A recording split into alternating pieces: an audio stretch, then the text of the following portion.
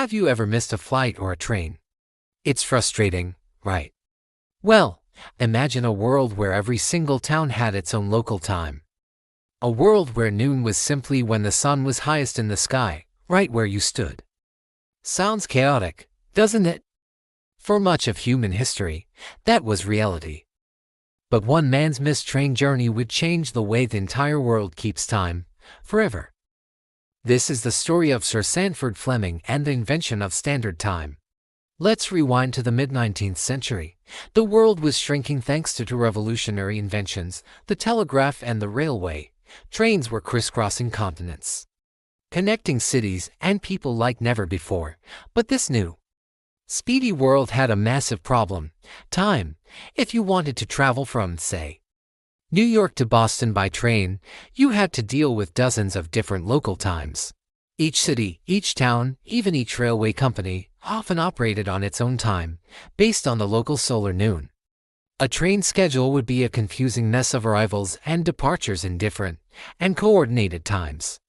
It was a recipe for confusion, missed connections, and even dangerous collisions. Enter our hero, Sir Sandford Fleming. A Scottish-born Canadian engineer and inventor, Fleming was a man of immense vision. He was the chief engineer for the Canadian Pacific Railway, a monumental project to link Canada from coast to coast. In 1876, while traveling in Ireland, Fleming experienced the chaos of inconsistent time firsthand. He missed his train because the time printed on his schedule was different from the local station clock. This wasn't just a minor inconvenience for Fleming, it was a spark. He saw a systemic problem that needed a global solution. Fleming realized that the root of the problem was the Earth itself. Our planet rotates, creating day and night. As it spins, the sun appears to move across the sky. Noon in one city is not noon in a city a few hundred miles to the east or west. Relying on local solar time was fine for a slow-paced, agricultural world. But for an industrial, interconnected world of railways and telegraphs, it was an absolute nightmare. The world needed a new system, a standardized way to tell time that everyone could agree on. So, Fleming got to work.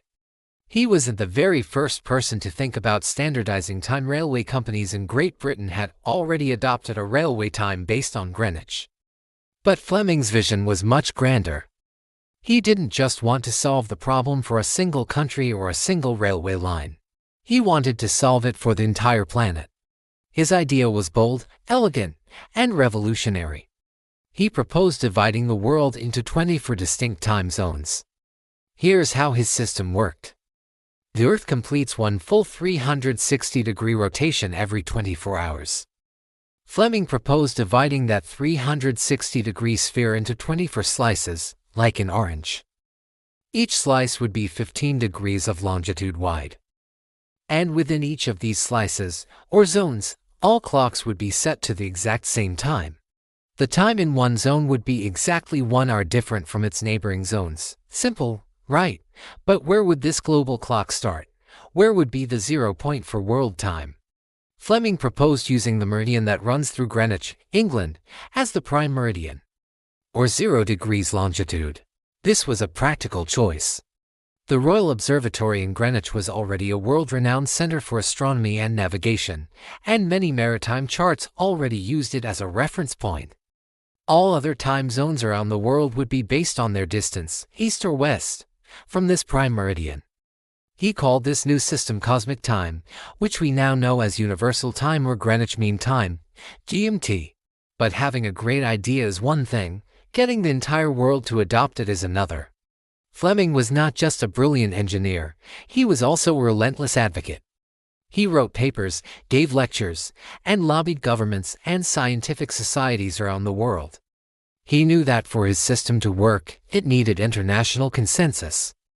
His persistence paid off. In 1884, a major event was held in Washington, D.C., called the International Meridian Conference. Delegates from 25 nations gathered to debate and decide on a worldwide system for timekeeping and longitude. The conference was a landmark moment in global cooperation. After much discussion, Fleming's core proposals were adopted. The Greenwich meridian was officially recognized as the prime meridian of the world. And the concept of a universal day, beginning at midnight at Greenwich, and the framework for 24 global time zones were established. It was a monumental achievement, a quiet revolution that would synchronize the planet. The adoption wasn't instantaneous, of course. It took years for individual countries and regions to officially implement the new standard time zones. The United States and Canada had already adopted a version of standard time for their railways a year before the conference, in 1883, largely thanks to the groundwork laid by Fleming and others. But slowly, nation by nation, the world began to tick to the same beat. The confusing patchwork of local times began to fade away, replaced by the logical, orderly system of 24 time zones we use today. Think about what this meant. For the first time, you could look at a train schedule and know, with certainty, when your train would arrive. International telegraph messages could be time-stamped accurately. Businesses could coordinate across vast distances. The world became a more predictable, more efficient, and more connected place. Fleming's system was the invisible infrastructure that powered the 20th century.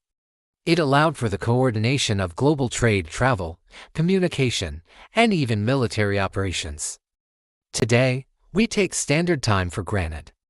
When you check your phone and see it's 3 p.m., you don't think about the complex system that makes that time meaningful, whether you're in Tokyo, London, or Los Angeles. When you schedule a video call with someone on the other side of the world, you're using Fleming's system to coordinate. It's so deeply embedded in our daily lives that it's become invisible. But it was born from a very real problem and championed by a man who saw a better way. Sir Sandford Fleming's contribution goes far beyond just clocks and calendars. He gave the world a common language of time. It was a triumph of logic, science, and international cooperation. His work demonstrates how a single, well-designed idea can have a profound and lasting impact on the entire world. From the simple act of setting an alarm to the complex logistics of global shipping, we are all living in the world that Fleming helped to build, a world synchronized, connected, and on time. So, the next time you glance at your watch or check the world clock on your phone, take a moment to remember Sir Sandford Fleming, the man who, after missing a train, decided to put the whole world on a schedule. It's a powerful reminder that sometimes, the biggest frustrations can lead to the most brilliant solutions. Thanks for watching. If you found this journey through time interesting, don't forget to hit that like button and subscribe for more stories about the ideas and people who shaped our world. See you in the next video.